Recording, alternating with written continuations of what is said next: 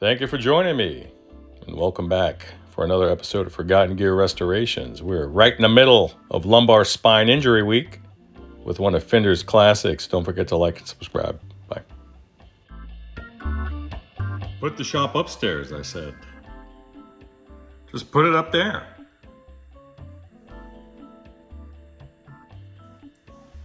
Put it upstairs. Seriously, this is beautiful shape. I'm surprised it hasn't taken a tip forward. Wow. Never seen one in this condition. Amazing.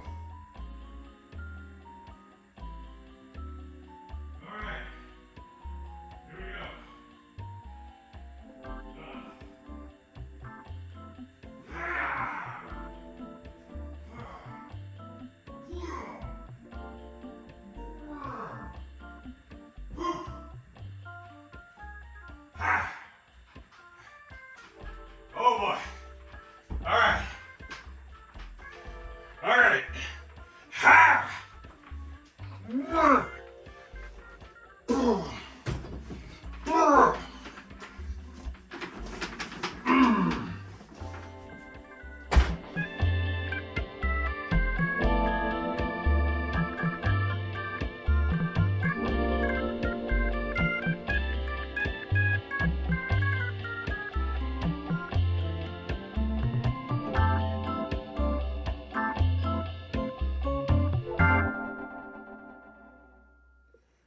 All right, gentlemen, and I think there's one lady who's watching this stuff. This amp is so large that I can't even fit it in the frame of the shot, so you're just going to get this little artistic looking shot here. But it's on casters, and I could roll it around as I wish. Now that I've got her up here, look at that. That's nothing. And now it's actually easier to service because I don't have to stoop down or throw it up on a bench there. When I'm removing the chassis, it's all right here at the perfect level. Look at the condition of this old Quad Reverb. If you don't know about these, then shame on you. If you're of the opinion that the 70s just sucked for Fender, shame on you twice. The 70s was a beautiful time for Fender. Now, it was a little ugly on the inside, and when you get in here, you'll see what I'm talking about. But with respect to tones, a lot of you guys don't even realize that that most of the Fender tones that you associated with blackface ones were actually Silverface ones. If you were kind of cutting your teeth in the 80s and latter 70s, and then there were a ton of these guys sitting in studios all across the states. The Silverface, I mean. I don't know about these in particular. I've only seen one of these before in the past, and it was when I was a kid in Louisiana. My dad was part of the Lions Club. He was like the treasurer or something at one of the local ones in this little town called Marrero in Louisiana. And there was a blues band playing over there for an event one night, and it was one of the first times that as a kid, my ear really noticed electric guitar, and the dude was playing a Strat through one of these. And I just remember thinking, that sounds so cool, and I just wanted to hear more of it. I just wanted to hear more. I wasn't mature enough to have any other thoughts on the matter. I just remember thinking, dude, I remember thinking that, man, that's a big manly sound, and sure as hell is. It's a 412. This is a Fender combo housing 4 12-inch Utah speakers. Now, this one has the originals, and I could hear you guys lamenting the fact that this contains Utah speakers. Well, don't. What you should lament is the fact that a lot of the Utah speakers that you've heard weren't healthy. The Utah speakers that I've had experience with inside of an old 67 Pro Reverb that I used to run, they were really nice sounding speakers. In fact, they kind of look similar to these. It had the little hot dog baskets here. You could see the little hot dog shape there on the vents on that basket there. I don't know if that's a vent, but That's what I call it. When these speakers aren't blown and they're not unhealthy, they sound really nice. And in particular the 12s. So it's not the classic, CTS Alnico speaker or the classic Jensen's P12Q, P12R, whatever you like, the ends. It's none of that stuff. It's just its own thing, and it sounds nice. It's got its own thing going on. This one, you could think of it as a twin reverb inside of a 412 cabinet, or a showman, as it were. It's the same chassis. You're looking at 6 tubes, 6 9-pin tubes across the right-hand side there, splitting from the phase inverter on the power amp all the way back. And then you got your quad of RCAs, all original tubes, all original speakers. This one's going to need a new quad of RCAs, or rather a new quad of 6L6s, rather. And we're going to take it from there. So let me get my blabbering self moving on here. And then, check this out. You have a handle on the opposite side. And on this side, you have gliders. You also have a horizontal or vertically mounted reverb pan over here on this side, which will be, if situated on this side, open-ended up. So we'll check that the little chassis code on the reverb pan to see if that's the way it's really meant to go. So we can make an assumption that it's okay for this thing to be mounted vertically, but is it okay to be horizontal with open end up? And the codes will reveal that. This thing is really, really clean. It just took a little bit of effort with, I have a little blower out there set to low for some mild action and to get some of the cobwebs, not really the cobwebs, but a lot of the dust bunnies out of the back of it. And you kind of want to get some current back there, a little aggressive, because if there's something alive back there, you want to put some fear into it and see if you can flush it out. You don't want some of the things that I've seen back here creeping out in the midst of the night inside of your residence. You don't want that. I've had, oh my God, I haven't had a rodent come out, but I've had a massive flying cockroach shoot out the back of one of these things and fly aggressively around the shop space, trying to find something to land on, and it was trying to land on me. So I was frantically waving my laptop case at it, trying to hit it away from me, and I was unsuccessful, and the thing bumped into my head a few times. I wish I had that on tape. And then I've had some spiders come from inside of those little speaker vents on the backs of the speakers, on the baskets. I've had some pretty big ones just come out of there randomly and scare the hell out of me. It's creepy stuff. You just don't want that in your house. If you want, this is in my house. So anyway, let me get these guys off, or rather, let me remove them. Gotta watch my mouth. YouTube's listening. And then I'll chuck this thing up into my chassis stand, and then we'll see what's what. This is what I'm talking about. It just shot down the side of it. I don't know where the hell it went. All right, so something rappelled down this power tube right here. When I took the back panel off and I grabbed my phone to shoot it, it was a giant white spider, the pale kind, super creepy.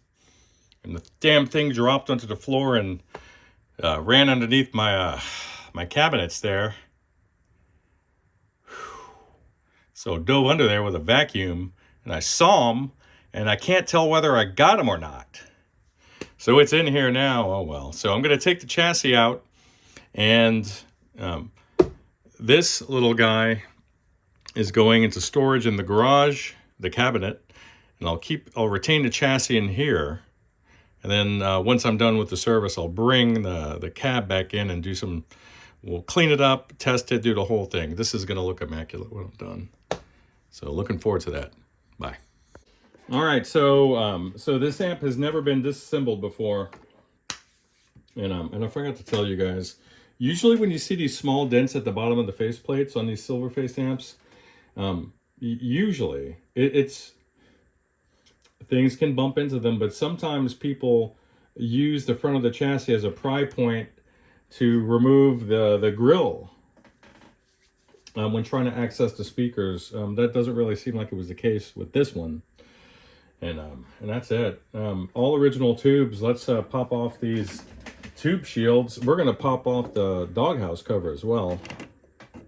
I'm expecting to see some orange labeled Fender amps here. I do have a damp cloth here that I'm going to use to dust this in properly.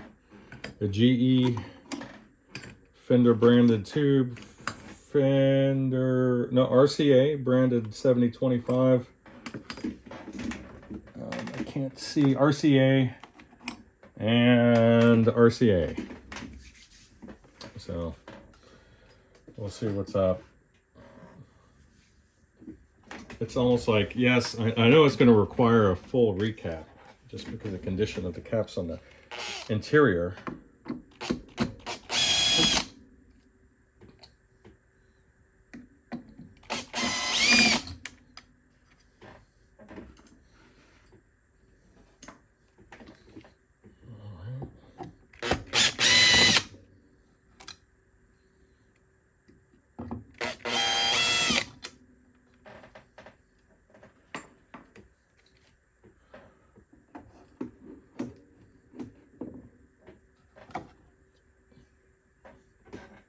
Yeah, and we have some bulgy caps here. These are the old Mallory toilet paper roll caps. And you can see some bulging there on these vents. As well as, you see that this green lead here. At the tip of this white lead, rather, has turned green. It's because of a chemical reaction that occurs on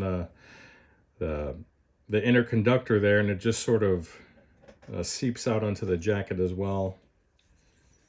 Can make it a bit of a pain. Usually you have to strip or just replace the wire, but I'll see what kind of condition it's in. And oddly enough, it looks like maybe a tech was in here prior testing these caps. Look at that. Do you see that? It looks like these were maybe cut for troubleshooting or maybe replaced. I don't see a service stamp from the factory on the back. These are all factory caps. So let me, just for curiosity, let's warm up the iron real quick. All right. You gotta love it. It takes 10 seconds to hit 700 degrees. So let's see if I just do this, if it'll separate. Look at that. So yeah, we're gonna wanna, I'll just leave this off like this. And the same thing with this guy. See that? Same with this guy. But your reservoir caps that are here in series are not, they haven't been tampered with. So just odd, but this is probably a better angle where you can see, let me turn it. If you look at, it's hard to tell with the lighting, and it's not really bad, but on the anode end here, there's a vent underneath that little cover, and it's starting to bulge. That means the material constituting this electrolytic cap is starting to press outward under pressure. It's just bad. These need to go anyway. These are all from like, let's see. These are all 1974. All the caps are from 74 as well. So pretty interesting. So I'm gonna remove these caps. I can't do it now, but this will be the end of this particular video. I'm gonna shoot the interior for you guys real quick, but I'm gonna remove all these tubes. I'll sort them out. Hopefully the preamps are still good. I'm gonna have to replace this power cord. You guys know the red plugs on the Silverface amps tend to separate, and this one is shock hazard. But I'll go ahead and get you guys a shot of the interior, and it's what you're expecting. It's those white Mallory caps. that all need to go. I think some of them are a little distorted already. So all right. And then you see all these white caps here. These have to go. Those are the Mallory caps. There's another one there in the middle of the shot. And then I'll sweep over, and then you'll see more. Every time you see one of those white caps, just know that it's got to go. In particular, yeah, cinch this up. In particular, these two guys here, which are critical, as they're filter caps for the bias supply. So they have to go. And I'll see what condition your grid stoppers and your screen grid resistors are there.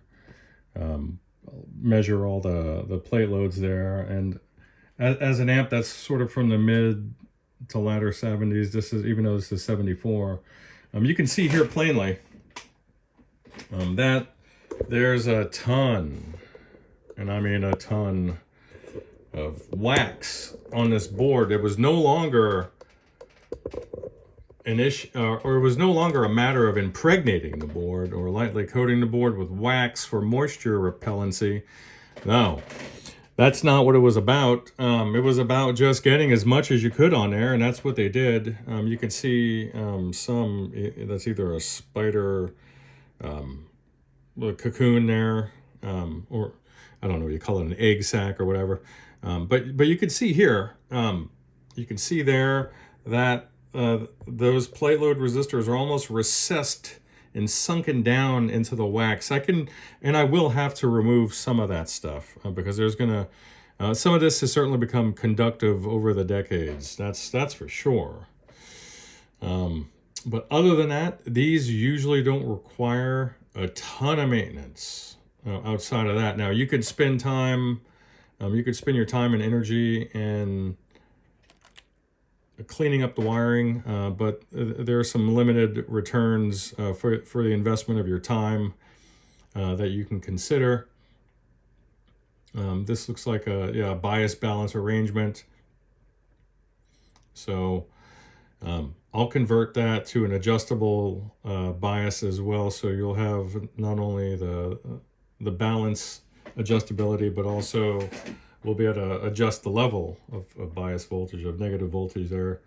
So that will be fabuloso. And I think you were saying that your trim is no longer working. Now I can't really, where are my readers? Here we go. And I'm of the age now where I need reading glasses. So if you were to see me work on an amp, you'll see me with reading glasses. Oh, that's odd. Look at that. So over here, let's see if I can reach it. Yeah. Okay. Now, you see that little tube of heat shrink here? That's where your opto coupler is. I have those parts. I have all the parts here that I need. Save the tubes, which I just ordered. To rebuild this guy, I get something to point with. But you're saying your trim wasn't working, so we'll investigate that. Is that wax? I thought this was bulging, but it's just waxy. This might be leaking, and these do leak. Even under such little voltage, these caps fail. It's amazing. But this is a 5 microfarad cap, and you want to keep it small so that your speed knob is really responsive. You go to 25 microfarad and there's going to be a lag as this thing has to charge up. I see, if you see here, there's a lead kind of sticking out. Now, sometimes there was an old service bulletin where if your trim was making noises or ticking or thumping, you could strap a cap between here and ground, and that would resolve it for you. And it almost looks like somebody did that and just clipped it off. But usually, if your trim is not functioning, you have a dead component inside of the optocoupler, whether it's the neon bulb or the photoresistor. You'll have a severely drifted resistor here on the supply side. You'll have a cap that's failing, or you'll have your your tube that's functioning as the oscillator, which will lose gain, and it'll be insufficient to start the oscillation. So it won't kickstart the thing with a weak tube. So chances are it could just be a tube issue, but these have to go without a doubt. And then you can just see it's It's an obscene amount of wax. What I'll do is, generally speaking, what you'll want to do is you'll want to remove all the components, remove the board, heat it up over and over again, wipe it down, heat it, wipe it, heat it, wipe it. Isopropyl alcohol, wipe it, heat it, wipe, over and over again until it's clean. But you can get away with less than that on a repair. Usually with just heating, liquefying the wax, and then letting it absorb while it's in a liquid state into a paper towel over and over again, and it'll be sufficient. If stray DC is your problem, and we don't know anything yet until we have a stable power amp, and we'll find that out later. I'm going to remove all the knobs off the control panel and the hardware. I'll clean up. I can't shoot it from here, but I'm out of time. I'll clean all that up, put everything back, and it'll just be beautiful. Obviously, clean and lube the pots. We'll do a good job of getting all the corrosion out of the jacks, and I can see that there's some between the tip and switch on the interior here. I'll thoroughly clean and retension these tube sockets, and we'll just go through the whole thing. That's how we do it.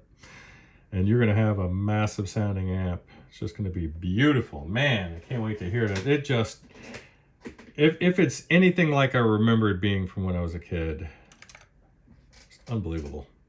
So you guys take it easy. Bye.